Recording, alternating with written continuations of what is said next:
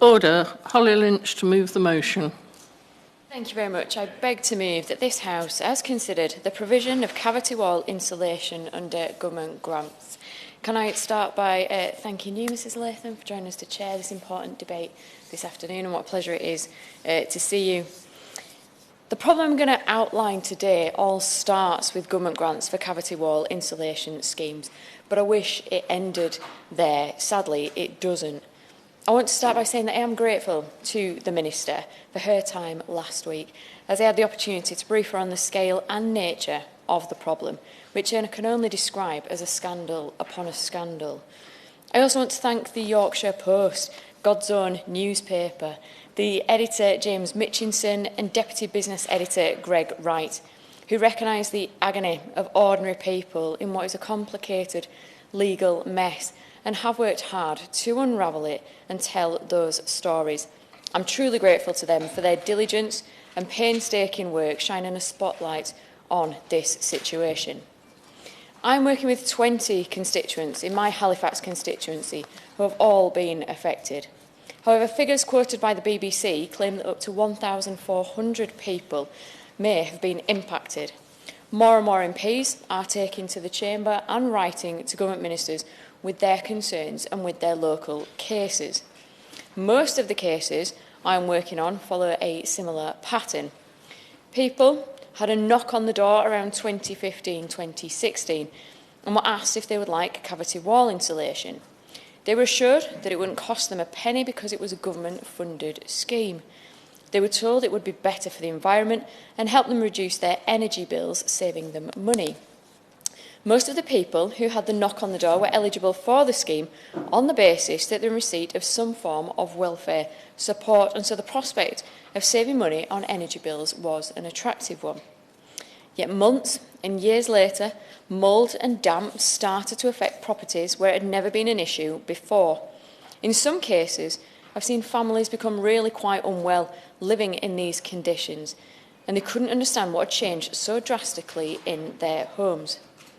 Years later, people had a second knock on the door from representatives of law firms, often telling them that they shouldn't have had cavity wall insulation in the first place, that it's done damage to their homes which would cost thousands to fix, and if they wanted it resolved, they should allow the law firm to take the insulators, many of which had since disappeared, to court on a no-win, no-fee basis.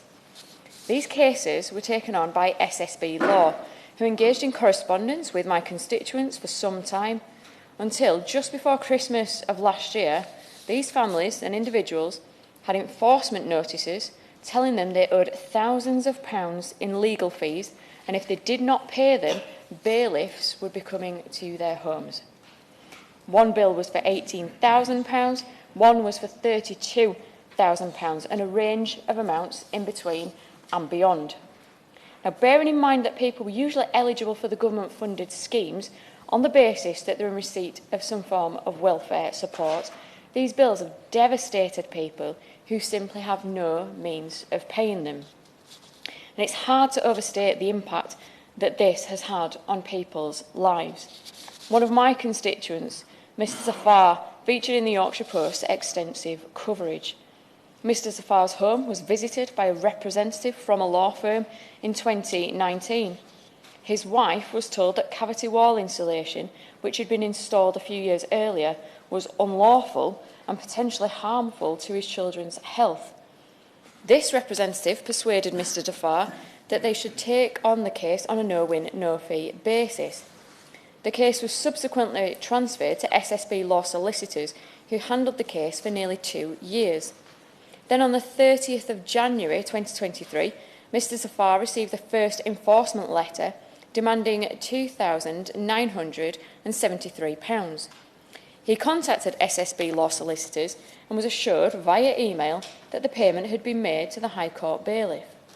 Despite this assurance, on November the 28th, 2023, he received another enforcement letter, this time for nearly £19,000.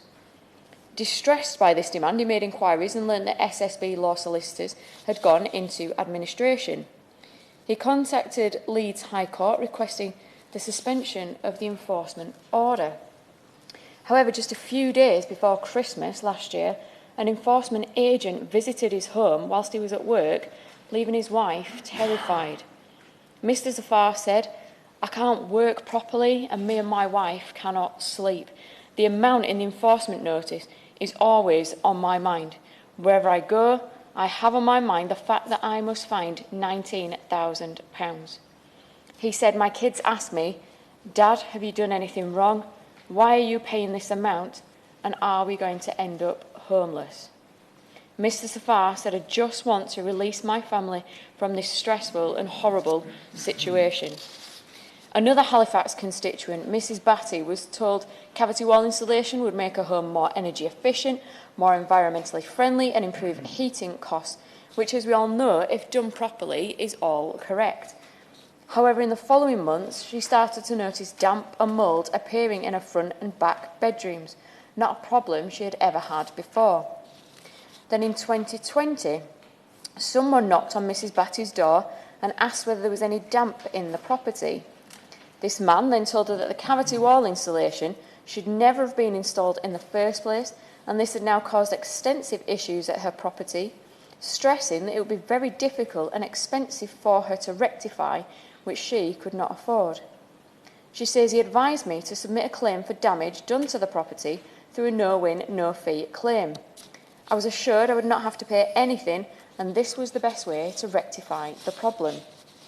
Over the next 4 years, Mrs. Batty received correspondence from SSB Law in relation to her case. But like the others, just before Christmas last year, she received a letter from the High Court Enforcement informing her that she was liable to pay £32,000 to the defendant's solicitor. Mrs. Batty lives alone and works for the NHS on what she describes as a modest salary. She said, "I have no means to pay this money and I'm worried about bailiffs coming to my house and getting a CCJ or a charging order on my property." Another constituent who doesn't want to be named said that after she had cavity wall insulation fitted, work she had confidence in on the basis that it was funded under a government scheme. In the months that followed, both she and her young son contracted pneumonia, living in a house with mould and damp, again not a problem they had ever had before. She said, "I kept changing my wallpaper and house decorations to try and cover the mould." She told us, "Because SSB Law was a big company, I believed they were definitely going to help us." On the 5th of December 2023, she came home to find an enforcement letter at the back of the door.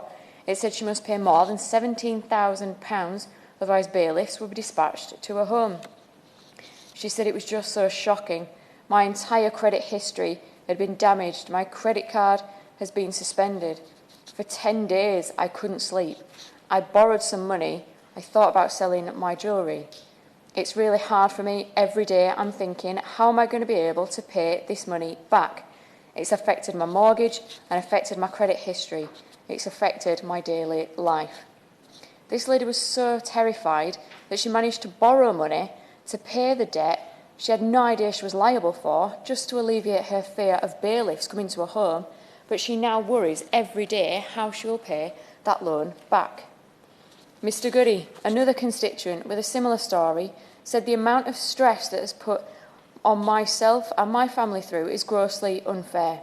I've since learned that the construction and age of my property means it is unsuitable for expanding foam cavity filling and should never have been used in the first place.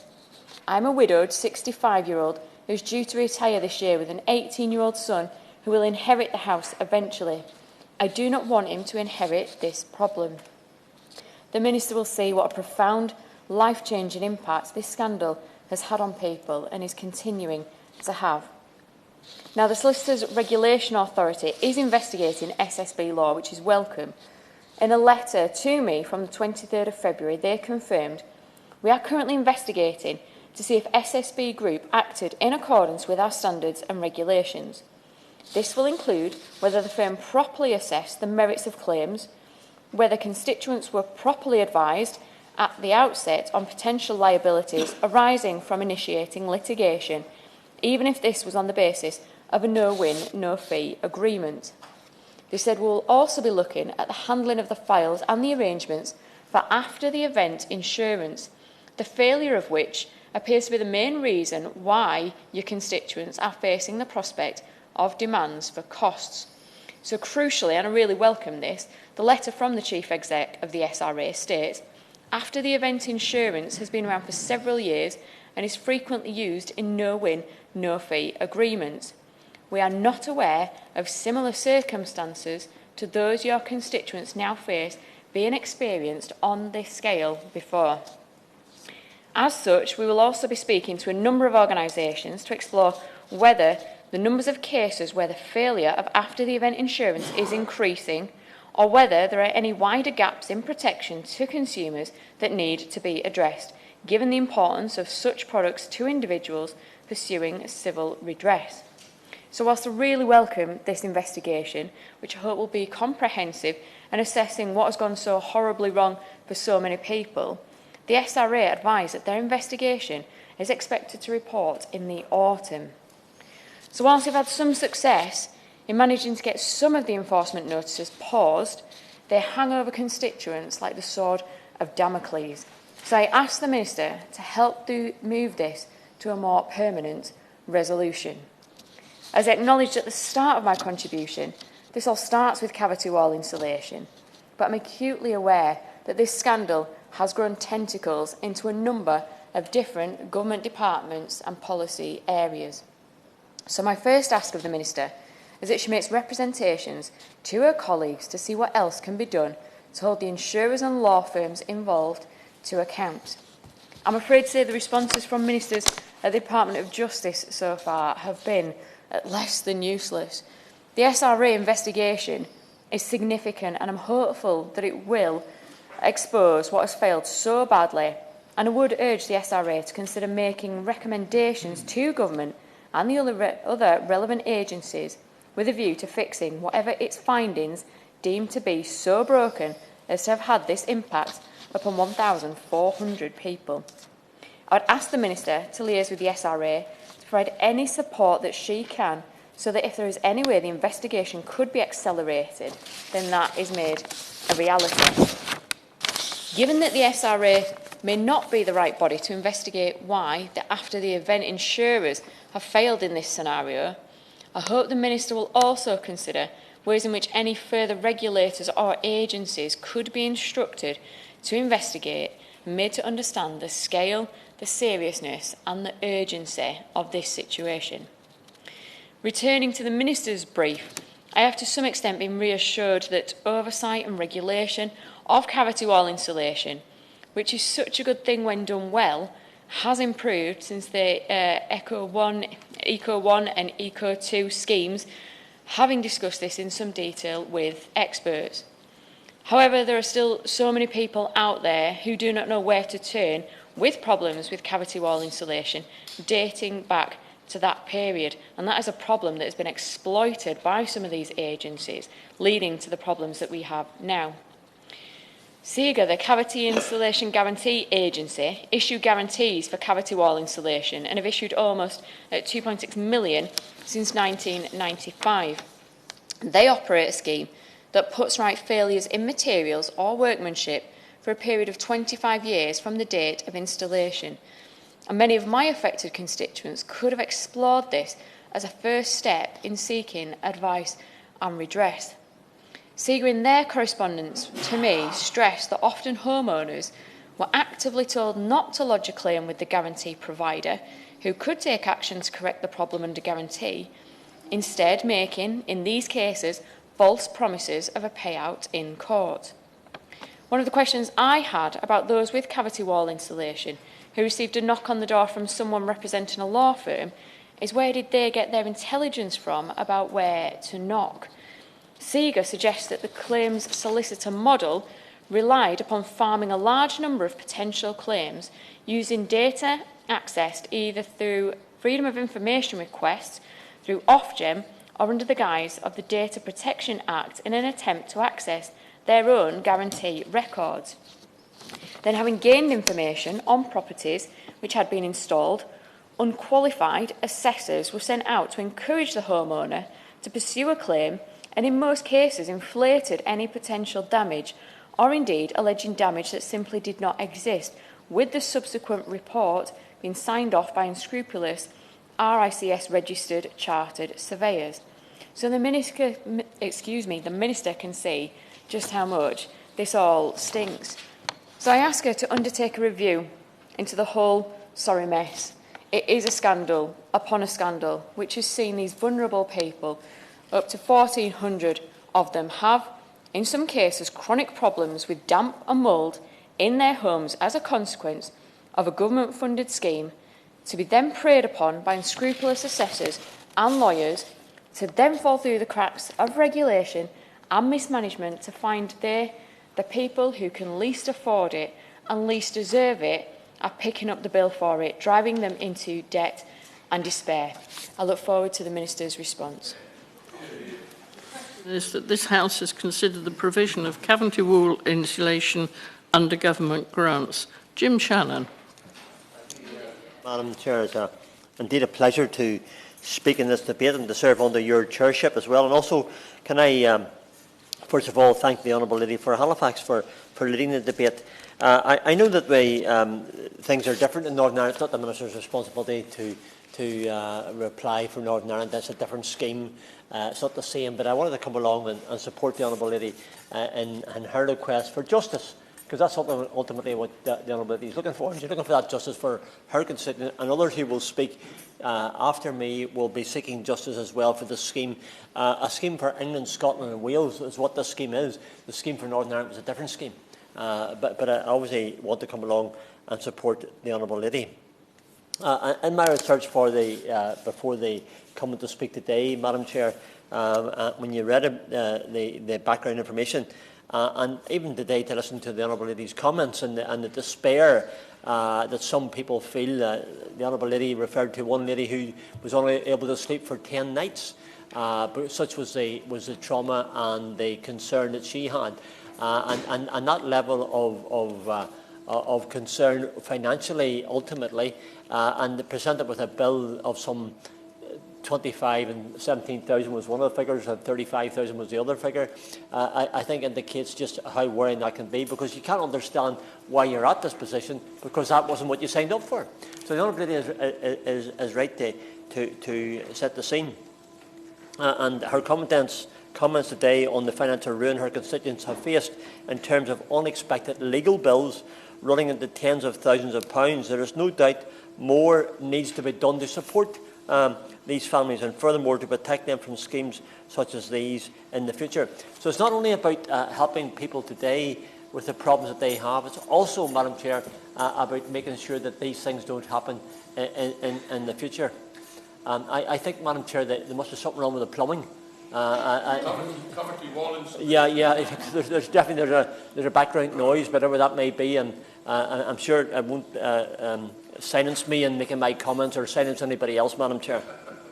And it's so important that all constituents have good access to thermal insulation that will prevent heat loss in their homes. And I'm going to give some examples about the heat loss cavity wall insulation schemes that we have in Northern Ireland, where we were able to sort the problems out, by the way, and didn't have individual companies soliciting around the doors with a no-win, no-fee commendation. There's no doubt, however, that this process is expensive. For many, there will be struggles to pay for this. It is fantastic, and it's always incredible. And government need to be commended for what they do for the schemes to try and enable people to upgrade their homes and to ensure that they do have the level of insulation and the level of heating that they all need. The schemes are offered across the United Kingdom to ensure those on low income can avail of cavity wall insulation schemes. Although these are all different across the United Kingdom, as I intimated at the beginning, Madam Chair. For example, first beginning in 2013, government's energy company obligation, the ECO scheme, required large energy suppliers to pay for energy savings measures in British households that meet certain conditions covering wall and loft insulation. We have a different scheme back home, and we have a cavity wall insulation. We also have a roof insulation schemes, and those schemes are offered through the housing executive and sometimes through local councils as well. This scheme, the ECO scheme, covers England, Scotland and Wales. In Northern Ireland, it's no surprise that we have differing circumstances. We often do we have a scheme that seems to be working well, and whenever there are indiscretions, whenever things do not fall into place, then we're quite able, so far anyway, to be able to come up with solutions. Northern Ireland has what they refer to the Sustainable Energy Programme, set up by the utility regulator. Most of this funding, 80%, has been targeted at vulnerable customers, perhaps older customers or those in low income. It's really important, Madam Chair, that we are able to help those who are vulnerable. We can help the elderly people, we can help those in low incomes, to enable them to have their houses brought up to a standard where they can avail of the same energy savings and efficiencies, and also at the same time some of the cavity wall and roof insulation that are also helpful. So it is great, as it means that those who are the most in need of assistance are getting to it. I deal every week, Madam Chair, in my office with those who apply for the cavity wall insulation scheme that we have in Northern Ireland, the Sustainable Energy Programme. We've been successful in enabling people to get on that scheme. We do just wish that there's a wee bit more financial aid available, but now that the Assembly's back again, the responsibility will fall on the shoulders of the Northern Ireland Assembly and to the department in the Assembly that looks after it. So when we have those in place, in my constituency of Strangford and my main town of Newtownards, many of the homes are of a certain age and standard, and what they do need is the cavity wall insulation schemes. The housing executive, who are the major provider of homes, although the Housing Association provide homes now, some of those homes are old as well, and we've had in the past some cavity wall insulation schemes where, I have to say, examples where cavity wall insulation wasn't even put into the walls, although it was said that it was. And then we have cavity wall insulation in some of the walls where it's having a detrimental effect. I have to say, similar to what the Honourable Lady is referring to. So I'm not quite sure what the reasons for that is, but we've been able to sort those things out, ultimately because the companies involved have an obligation to deliver what is right and what is proper. So the priority is about ensuring that government properly back these schemes to ensure that they have been done legitimately, and constituents like those in Halifax, the Honourable Lady's constituency, are not being lumped with thousands of pounds of fees to pay back. There certainly must be justice for those who were victims to this scheme. And I'm pleased that since this, that many have already contacted the legal ombudsman, I understand, and the Financial Services Ombudsman to question the level of service that was provided.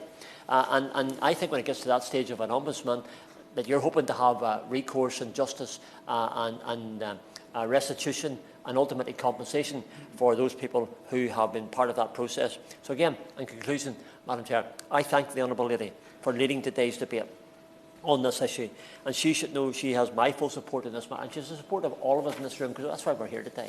And I'm hoping that the Minister and obviously our colleague, the Shadow Minister, will be in a position to offer some support and perhaps maybe answer some of the questions that the Honourable Lady has posed. There is no doubt in my mind, Madam Chair, that government must now step in to right those wrongs and ensure they are protected financially. I believe that's the obligation. That's why we're here. I'm here to support the Honourable Lady, and also here to support the Honourable Lady's constituents and those other ones from within this chamber who will speak shortly, who also want the same justice as well. Madam Chair, thank you. Sorry for the background noise that is buzzing that you can hear, and the doorkeepers have contacted the engineers and they're going to see if they can address the issue. But meanwhile, if people could speak up, because it's quite difficult to hear. I can't hear from here what's being said, so if people can speak up so everybody can hear. Kate Holland. Thank you, Madam Chair. It's an honour to serve under your chairmanship.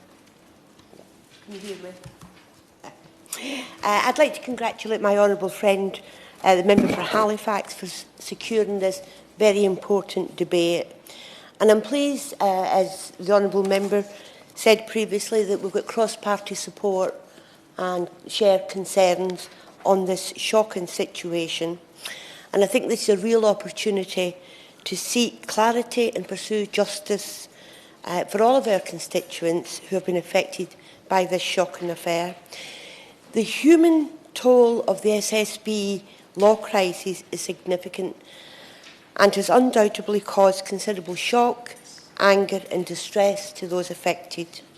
I've personally met with multiple constituents over the last few weeks to discuss the impact of the collapse of SSB law, and I've heard firsthand how the devastating situation has severely impacted them, their loved ones, their lives, and I've seen the damage to their homes, which is absolutely shocking considering the government spent millions of pounds on this scheme, leaving families in these terrible situations.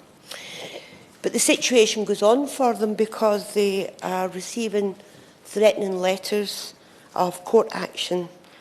Several of my constituents are in real fear of losing their homes, and it's shameful and outrageous that people have been misled like this, and I think we need to demand justice for those who have been targeted.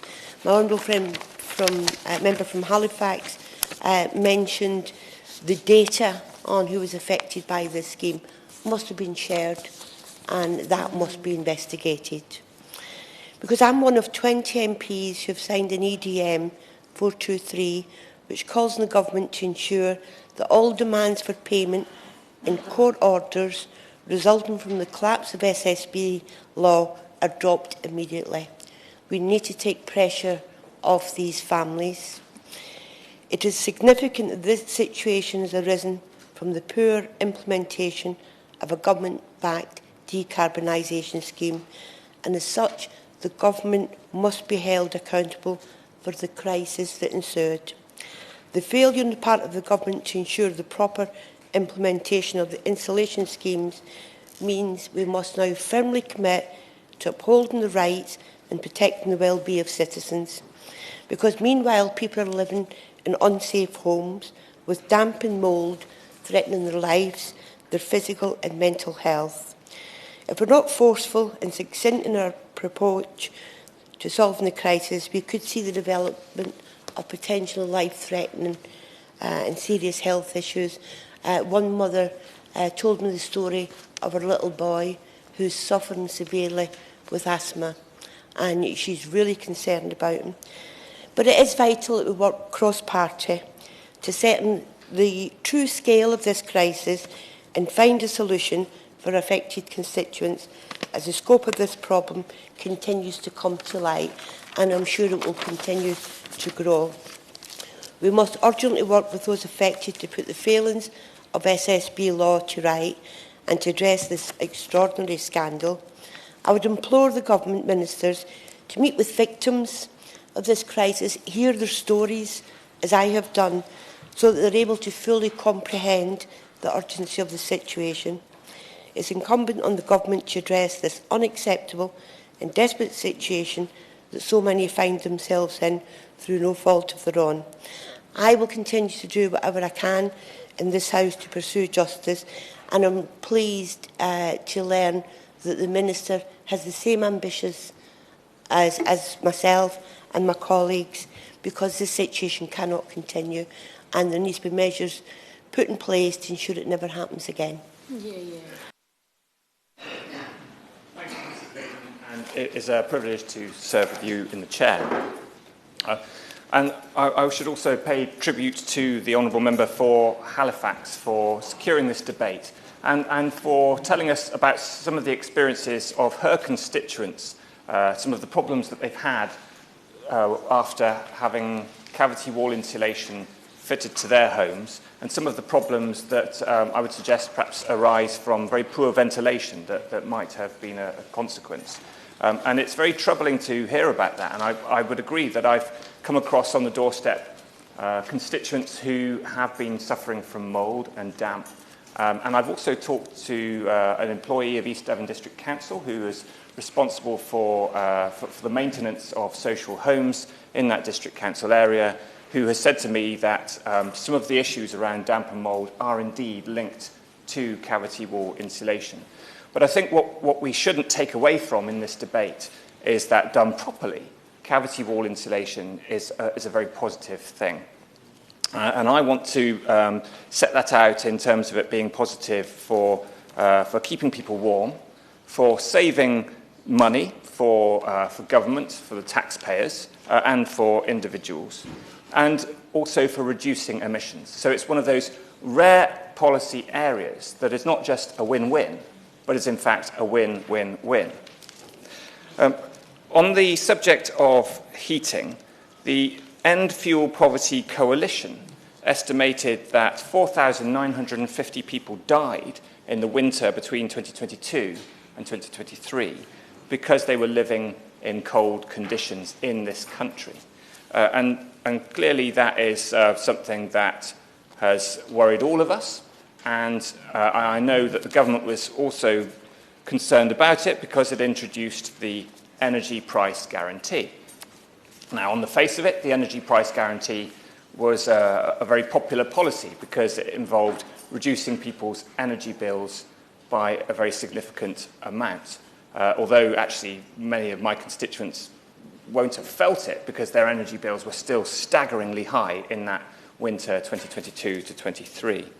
But the energy price guarantee was a subsidy by the government, by the taxpayer, of £37 billion.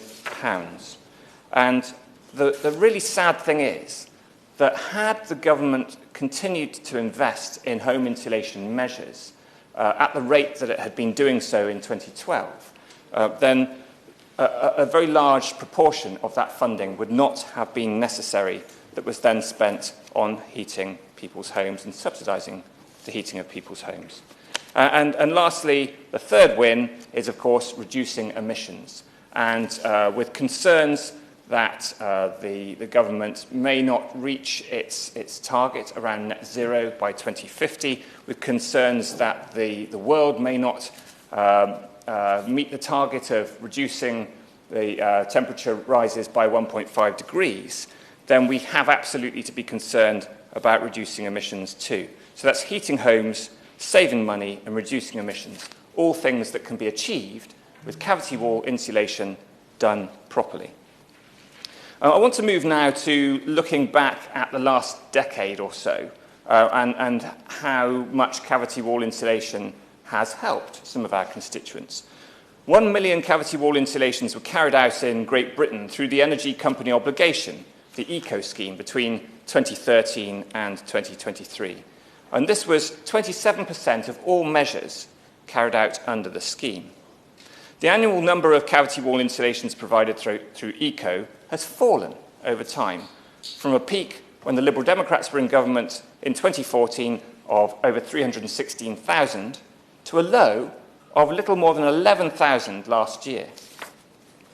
The number of eco measures overall installed peaked at 750,000 in 2014, but fell to just 159,700 in 2022, a fall of almost 80%, and a figure which was 59% lower than in 2021. There's no evidence that the UK is near the saturation point for cavity wall insulation. The government has estimated that 71% of homes with cavity walls had insulation installed at the end of 2022. And 3.8 million homes with uninsulated cavity walls were thought to be easy to treat. The remaining 1.3 million were hard to treat. So there is still very much low-hanging fruit to progress with now that we know how cavity wall insulation can be done and done well. If we sort of think not just about Great Britain as a whole, but about England, England has a lower percentage of cavity wall insulation, with just 69% of homes having it, compared to 76% in Wales and 80% in Scotland. In my region, the West Country, the South West got just 6% of all eco measures spending, compared to 18% for the North West. So clearly, the West Country is dipping out again in this area. And again, the Liberal Democrats in government was making sure that home insulation was a real priority for us, given the savings on heating, money, and emissions. We made sure in 2012 that 2.3 million homes were benefiting in a single year. If the Conservatives had carried on insulating at that level, the average household would have saved hundreds of pounds per year on their energy bills, as well as the taxpayer having saved money too during that crisis following the invasion of Ukraine. It's reckoned that the failure cost taxpayers around £9 billion under the energy price guarantee for the lack of insulated homes. To finish on a more cheery note, there is some really good work happening in local areas. In my constituency, the Blackdown Hills Partnerships Network has invested in an infrared camera, a thermal imaging camera that it offers up to residents so that they can identify where their homes are leaking heat. And they've lent this to Sidmouth Town Council, that is now offering, the chair of the Sidmouth Town Council, Chris Lockyer, is offering to help residents to save not just heat, but to money. Thank you. Thank you very much, Mr. Latham. It is, of course, a pleasure to serve with you in the chair. And can I also join colleagues in thanking my honourable friend for Halifax for bringing this very important debate here today. And she quite rightly points out the importance, as does my honourable friend for Blackburn and other honourable members here. The importance of this debate, Madam Chairman, is very important to many of our constituents who are suffering the result of some of the scandalous actions that we've heard about today, and has meant that many of them are being caused real sleepless nights at the moment and threatened with financial ruin. And I'll come on to that a little later. But like other honourable members have said, with the promise of reducing the energy bills and with the government's stamp of approval, cavity wall insulation schemes were an attractive proposition readily signed up by many of my constituents also in Bradford East. But in a far cry from the promise of warmer homes and lower bills, cavity wall insulation has now left many of them facing financial ruin, as after it was installed, as has been said by many honourable members, they began to notice damp and black mould growing on walls, ceilings, window ledges, floors in their homes. Their electrical systems were compromised. Their homes became harder to heat, and actually, in some cases, it caused an increase in skin conditions and actually the mental stress that it caused many of them in constantly dealing with this problem. And it's important to mention the real-life consequences on our constituents. The cavity wall insulation that was supposed to keep their homes warm was instead acting as a bridge, drawing the moisture from the external walls and transferring it inside their homes. And whilst it was an excellent way to improve energy efficiency in many homes, which it is if it's correctly installed and done in the right way. So tragically, in those cases, it was discovered that those homes were never suitable for cavity wall insulation, or the workmanship that had been carried out was defective. Now, what's alarming is many of the cases, and I've got, like other honourable members, tens of cases now, people who are being forced to pay hundreds of thousands of pounds in the total accumulated amount of the cases just I have in terms of the legal fees, which I'll come on to. But the companies that initially installed, in every one of these cases, initially installed the cavity wall insulation disappeared. And they had nobody to go back to ask, any... So literally, they were left on their own. And that's where the next serious issue arose for them. Because when they then had legal firms going around door to door promising no win, no fee, it was the only option, Madam Chairman, that was available to sometimes people who had very, very limited means and have already gone through the stress. Now, one such company was SSB Law, as has been mentioned, and as actually has now been highlighted by a documentary in Parliament. I've raised it, other colleagues have raised it, and SSB Law actually took on 200 million in debts trying to deal with these cases. Many of these cases actually which they knew probably had never had any chances of success. But they were taken on, and many victims in Bradford, as we've heard. Now, my constituents were pursuing financial reparations for damage caused by defective insulation, and there was no fault on their part for the situation they found themselves in, but they're now facing demands for payments that stretch into, like I've said, tens of thousands of pounds, which are simply unaffordable. And yet, despite the situation for many of my constituents in Bradford growing more and more desperate, it's clear that no one in the current system has any inclination towards delivering them justice, and it's therefore equally clear the government need to step in and intervene.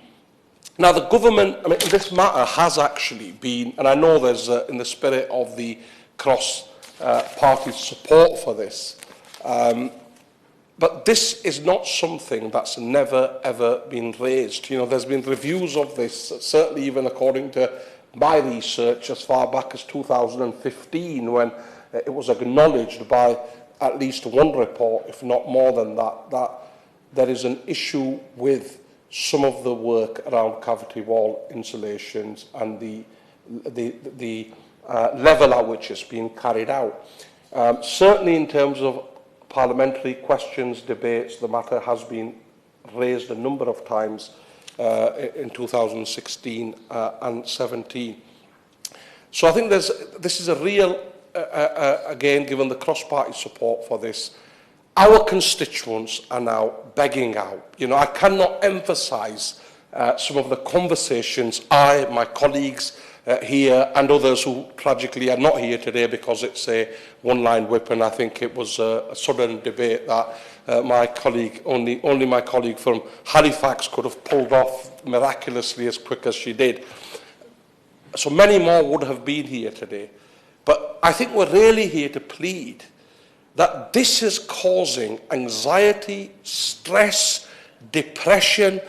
You know, I've had people who haven't slept for days worrying. You know, when you're a pensioner and suddenly you receive, and the only thing you have is your house, and you are already living in what is one of the biggest cost of living crises and making ends meet, and suddenly you get a demand for £28,000 through the door, that is going to cause you untold misery, Madam Chairman. Of course it is.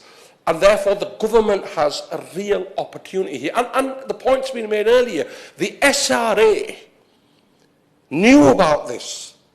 There was a complaint that went in, certainly with regards to SSB law, way before many of these cases had advanced to a stage where now they are being asked to repay. The insurance company responsible is now not agreeing to pay any, you know, the indemnity insurance, that is the, if you like, the protection, the legal protection, is now saying, and I'm not going to go into further detail because I suspect this is a matter that will be subject to much legal debate when the time comes. So I'm going to respectfully ask the Minister, in the spirit of you know, the whole House agreeing to this, a cross-party approach, to really step in. And I will say, you know, I've wrote to the Justice Minister about this in that same spirit over a month ago, and I've yet to receive a response, which, frankly, you know, something like this, and all I've requested is a meeting for MPs to sit down and discuss this issue, because I think we have a duty to protect those constituents that have been wronged. So just three asks of the Minister. Firstly, to ensure that the legal proceedings, costs and demands for payment that our constituents are mired in, along with the charging orders, interest charges and threats of home repossession, are dropped immediately. Now, I think the government can step in to address these, you know, to take some action towards that. I appreciate the legal technicalities around it. Secondly, the government must conduct a full review of all government-funded insulation schemes to identify the total number of homes affected by defective cavity wall insulation, as well as a full investigation into the collapse of SSB law and the role of regulators in guarding against risks. And thirdly, The government must convene a meeting between ministers, energy providers, installation companies, legal firms and anyone else involved in this scandal to agree steps towards a compensation fund, such as the one developed for the HoC insulation scandal, which was not completely the same as this. That involved insulation of a different type, but there was compensation there. There was a precedent set there, where defective cavity wall insulation from their homes address the structural damage and retrofit them with good quality, suitable insulation with a 25-year warranty. That's what happened in that case. So again, I thank my honourable friend for Halifax. I think I'm absolutely right in saying that thousands of our constituents up and down the country will very much be grateful to her for securing this very important debate.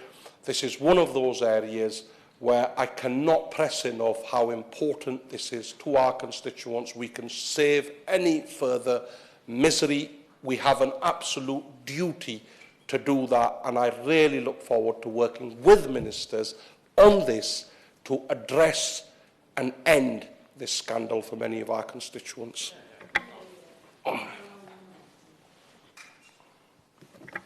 Well, thank you, Mrs. Latham, and congratulations, I think, before we go any further, to the Honourable Member for Halifax for securing this very important debate this afternoon, and indeed not only for securing the debate, but actually conducting the detailed case that needs to be put forward about this particular scandal in such an exemplary way. And indeed, I would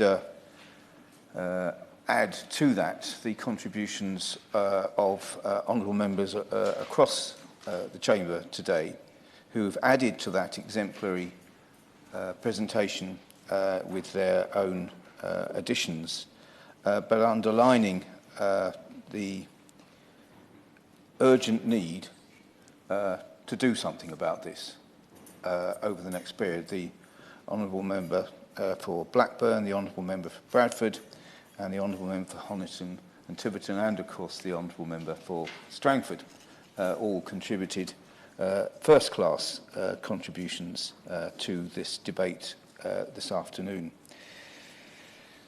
What I think we need to say before we go any further is that cavity wall insulation itself has played and will play a tremendous role in keeping people's homes warm, reducing their bills, fighting fuel poverty, and uprating homes so that they are fit for a low carbon future. And indeed, not only that, that the vast majority of cavity wall insulations work perfectly well and do a very good job for the homes in which they are fitted. But of course, those cavity wall installations need to be done with the right materials, by the right people, in the right places, and according to the right standards.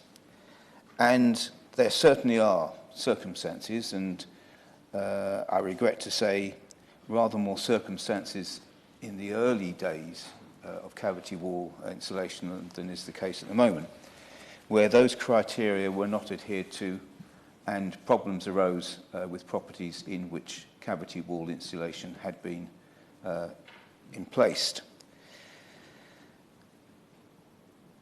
Now, one would think in a reasonable world that where those problems arise, I'm so sorry, Mr. Latham, yes, of course I should. Where those problems arise, it should be the case that there should be a speedy recognition that the problem has arisen and an equally speedy arrangement whereby the person where in whose home the problem has arisen can get restitution for what has happened, both in terms of compensation and in terms of the putting right what has gone wrong with that cavity wall insulation in the first place. And of course, from 1995, the Cavity Insulation Guarantee Agency came into place, which does, as honourable members have mentioned this afternoon, provide guarantees for cavity wall insulation, 6 million of them, I think, since they have been set up, over a 25-year period, and indeed has a good record of making sure that redress is carried out in a speedy manner properly where problems have arisen. But unfortunately, firstly, not everybody knows about this agency or has had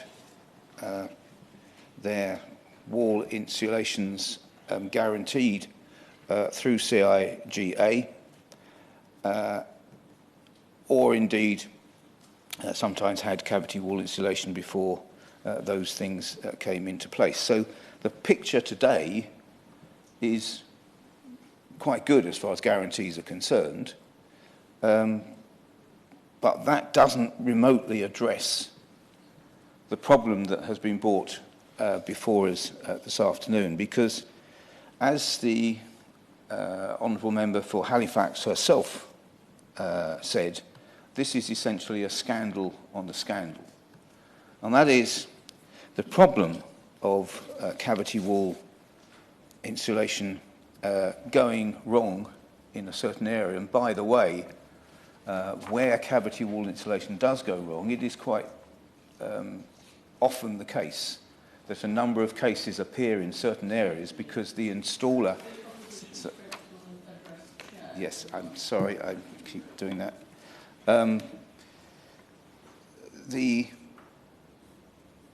The appearance of a number of problems in particular areas may relate to a particular company carrying out a number of faulty installations or using the wrong material in a particular area, whereas in other areas there will be no such events occurring.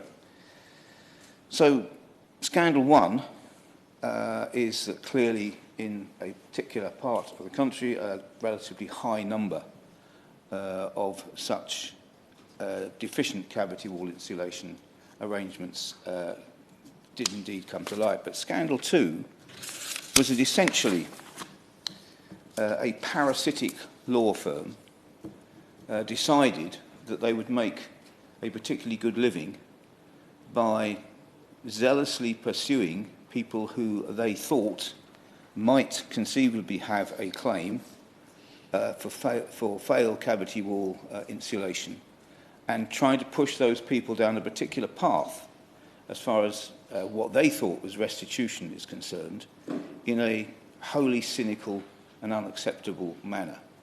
And indeed, I am pleased to hear from the Honourable Member for Halifax that the Solicitors Regulation Authority is pursuing the investigation of this particular company, SSB Law, but it doesn't actually wholly come to terms with the fact that it is not just SSAB Law, which is a company that has pursued this kind of practice, but a number of other firms as well.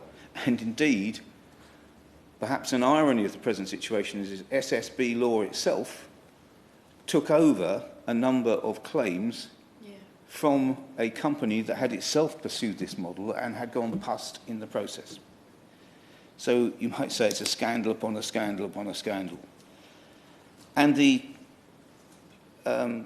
way this worked was set out indeed by a letter from the Cavity Insulation Guarantee Agency to the Honourable Member for Halifax, which describes how the model operated as this.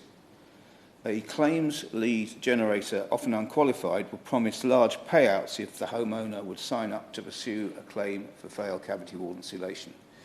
Details were then passed to an RACS surveyor who doesn't visit the property but prepares a claim schedule based on detail provided by the lead generator. The claim is handed to a claim solicitor, and indeed SSB Law, as I mentioned, was a claim solicitor that took on a number of these cases, and indeed on another company operating this model, Pure Legal, having apparently had the opportunity to do so by the Solicitors Regulation Authority itself. The claim solicitor then sends a letter to the installer and informs them to put their insurer on notice that the claim will be in the order of £60,000 for damages caused by poorly installed insulation. The schedule of costs does not reflect the property and damage is often not evident. Homeowners are actively discouraged from notifying the guarantee provider, that is, in this instance, CIGA, and instead promised a large payout. And then just before the claim goes to court, the claim solicitor drops the compensation amount to just over £10,000. They do this to encourage the installer or insurer to pay out, and also so that they can still claim costs through the fast-track legal route. Costs are typically around £70,000 at this point. So that's the model, and that's a scandalous model. No one should be allowed to operate that kind of arrangement in this country, in this age, on the basis of solicitors' companies that are supposed to be protecting the interests of their clients and not just trying to make a living on parasiting on the distress and problems of cavity wall insulation problems that have arisen for householders. So the Solicitors Regulation Authority has, I think, a substantial job to do, not just investigating this particular company, but actually, I would hope to broaden this out to say, how can it be that solicitors are able to get away with this kind of arrangement in this kind of way, and then, as we've heard this afternoon, when that arrangement doesn't work out very well, go bust and leave all those householders facing those huge bills as they do.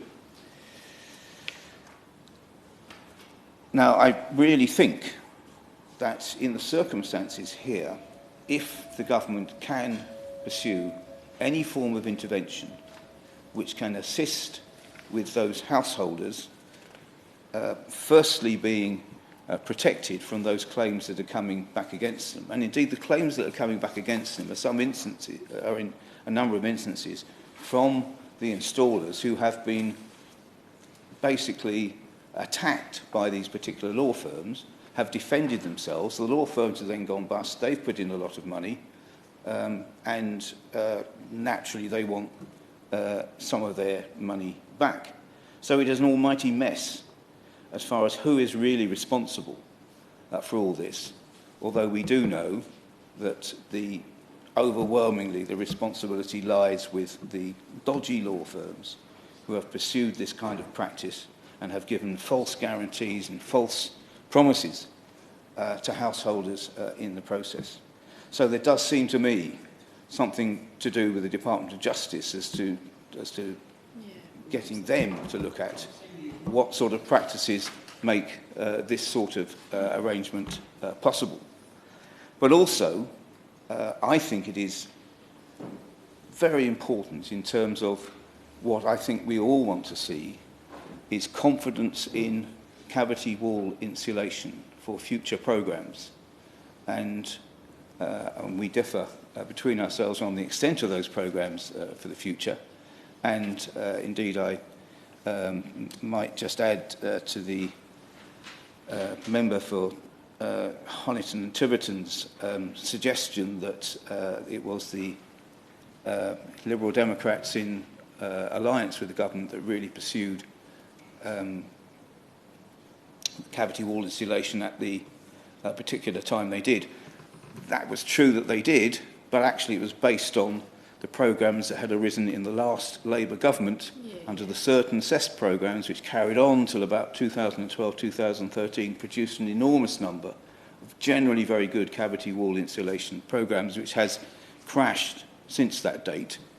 And we hope, certainly from our side, to revive those publicly funded and sorted out measures as far as retrofit are concerned under a future Labour government. But I think there is agreement on all sides that we want it to be seen by the general public that cavity wall insulation is a good thing for their homes and for them, and indeed will be a good service for the nation in terms of making our homes warmer and more livable across the board. So it's important that everyone has confidence that that system is going to work as well as it should be, and if it doesn't work as well as it should do, that there is proper redress going on. So I would ask the Minister to pursue seriously whatever can be done to seek some additional redress for the householders who find themselves in this difficult situation, but also to make sure that perhaps working in conjunction with the existing guarantee agencies that there are at the moment, to ensure that for the future we have the best level of protection that the public can get as far as cavity wall insulation when it goes wrong is concerned, but a guarantee that under most circumstances those people undertaking cavity wall insulation can rest easy that their cavity wall insulation should work rightly for them, but if it doesn't, they needn't worry because help will be at hand to put it right.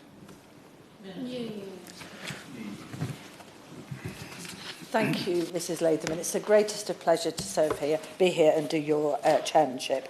And let me first of all start by thanking the Honourable Member for Halifax for raising this incredibly important debate, and also for all of the Honourable Members who have partaken in this debate with some very heart-moving stories. It's a dreadful situation for consumers to be in, and I just want to convey that I have every sympathy for the people who have been affected by this. And the points that have been made today have been incredibly well made by all members who have spoken, as we need to remember that the impact that this has on people's lives, and that has been portrayed very, very clearly. As the Honourable Member for Tiverton and Honiton and the Honourable Member for Southampton Test has stated, insulating homes properly is one of the most impactful and cost-effective things that we can do, which is why we have a number of schemes ongoing to install cavity wall insulation. As the Honourable Member for Halifax has said, the Solicitors Regulation Authority is already working with the Financial Conduct Authority and the Royal Institute of Chartered Surveyors looking into the conduct of the firm in question. But these are independent bodies of the government, and it would be inappropriate for my department or the Ministry of Justice to intervene. The Ministry of Justice, as the department responsible for legal services regulation, will continue to closely engage with the SRA and Legal Services Board to understand the action being taken and the timeframes for investigation. However, I am concerned to hear from the Honourable Member for Halifax and the Honourable Member for Blackburn about how companies such as SSEB Law may have targeted these people. And we will ask the SRA to consider how SSB Law were able to target these people as part of their ongoing investigation. And I also acknowledge the points raised by the Honourable Member for Bradford East and the Honourable Member for Southampton Test on this subject. Also, I don't want to see this as an issue being passed around like a football, because the point is being made that this is an urgent matter for the households impacted. And so I give my guarantee today that I will be writing to the Ministry of Justice on this matter, asking them to encourage the SRA to accelerate the investigation for homeowners affected, as they deserve to have this addressed swiftly. Of course I will. I'm very grateful to the Minister. Whilst she's writing to the Ministry of Justice, and she may, one assumes, speak to her colleague in the Ministry of Justice, can she also kindly request that he respond or she respond to the letters from MPs and organise an urgent meeting, please? Yes. I'd like to thank my Honourable Member for the intervention, and of course I will pass those remarks on as well. I would also encourage members to write to the department about specific cases, as in the department that I serve under, and if there is a guarantee in place, my officials will engage with the guarantee agency to see if there's anything that we can do about that particular situation. The range of government-backed schemes to install cavity wall insulation are ongoing, and lessons have been learned from the complaints that we are discussing today. And these complaints have thankfully are not representative of the experiences of thousands who have used our existing schemes. Because, as I said earlier, what there are in certain circumstances and suitable properties, it is one of the most cost-effective measures for energy saving. So for a relatively small outlay in costs, we know that a cavity wall insulation, which costs between £1,000 and £3,000, it can save homeowners up to £300 a year. I also know the Ombudsman for Halifax is already aware that the government has made improvements on the installation standards as a result of the findings earlier. But I'll just summarise these changes we have made, because any response to this problem must include preventing it from happening again. And that is why the energy efficient measures installed under all current government schemes must be in line with industry best standards established by the British Standards Institution. And now all installers must be certified to the publicly available specification of 2030 standards for any energy efficiency measure they are carrying out, including cavity wall insulation, demonstrating a high level of competence. And the latest revision of the standards were published at the end of September 2023. And so I can assure honourable members that this is a live issue for us and that we are continuing to refine and improve this. The Department published guidance in October 2019 for consumers who suspect they may have faulty cavity wall installation installed in their homes to assist consumers. And we would urge all consumers to follow the guidance to help them avoid being victims of the fraudulent cavity wall insulation claims. And outside of government-funded schemes, I would urge all consumers to check the certificate claimed by their installer and what protections or warranties installers can offer before going ahead with their work. Trustmark are the government-endorsed quality mark to retrofit. To their find an installer web search will be a good place to start for any consumer, whether work is government-funded or not. As a Minister for Affordability and Skills, I'm glad we're discussing this today because I think there is a double injustice here. People who did the right thing by wanting to install insulation to lower their energy use have suffered, and the insulation that has failed. This really emphasises why we are now required to use the PAS certificate and trustmark register installed in government schemes. And now a legal firm that was recuperating these costs has collapsed, leaving affected households wondering how this will be resolved. And this is why I'm so grateful to the Honourable Member for Halifax for bringing in cases in her constituency to my attention, and all the Honourable Members who have brought their constituents to my attention. And I would encourage all other members who aren't able to attend today to write the Department about specific cases. And my officials will, of course, follow up with the relevant guarantee agency to ensure that all due process has been followed. Thank you very much again, Chair. Can I thank you once again for chairing so ably this important debate this afternoon. I do want to thank those honourable members who have contributed to this debate. Can I start with the honourable member for Strangford, who always, in such a diligent and dedicated fashion, is a voice and advocate for his constituents. He's always incredibly supportive of me and so many across this House, and we all appreciate his contributions in debates like this one today. Can I thank him for what he has said? Can I thank my honourable friend for Blackburn, who spoke so eloquently on behalf of her constituents, including that young boy who is struggling with asthma, and now his parents are battling both the debts and this battle to resolve those problems in their home, as well as take on some of these giants that they're up against that have boxed them into this incredibly desperate financial position. Can I thank her for what she has said? To the honourable member for Tiverton and Honiton, I mean, like the Shadow Minister, has set out the really strong case for cavity wall insulation when it is done so well, the really positive impact it can make on homes, on energy efficiency, on reducing energy costs. He described it as a win-win-win. You can see from honourable members who've outlined the impact that in this scenario has had for our constituents, that unfortunately it's ended up being a lose-lose lose. I said it was a scandal upon a scandal. The Shadow Minister said it was a scandal upon a scandal upon a scandal. And I think he's absolutely got a point. So it's got to be done well, but this is where we've got to find a solution so we can give people back those assurances and confidence in cavity wall insulation by finding a way through this particular mess. But can I also thank my honourable friend for Bradford East, who characteristically explained both the emotional impact that this has had on his constituents and mine, whilst giving both a detailed assessment of how the cavity wall insulation has failed, and in some situations leading to an increase in skin conditions, shockingly, in the cases that he has been involved in. Can I thank him for his contribution? I am grateful to the Minister.